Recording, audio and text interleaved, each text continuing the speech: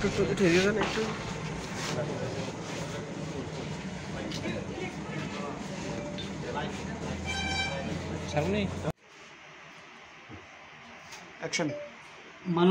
Additional session जज विशालगढ़ एक मामला जार नम्बर ST टाइप 1 19/2022 उक्त मामलाय आज के तार चूड़ान्त राय प्रदान करें।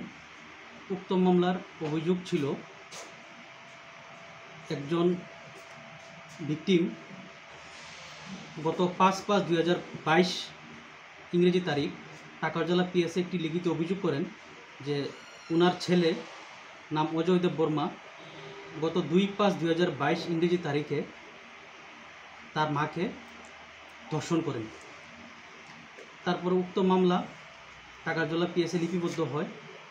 परवर्ती समय आसामी को ग्रेप्तार करा है एवं उक्त आसामी अजयदेव बर्मा के जेल हेफाजते रेखे सम्पूर्ण विचार प्रक्रिया सम्पूर्ण है।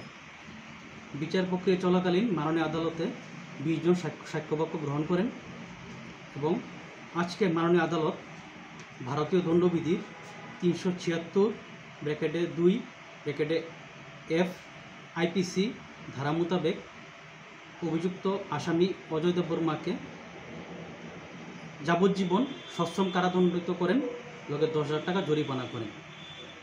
उक्त मामला तदन्तकारी अफिसार छिलेन SI दिलु जमातिया एवं SI जेकब त्रिपुरा। उक्त मामला विक्टिम उनी हलेन आसामिर मा।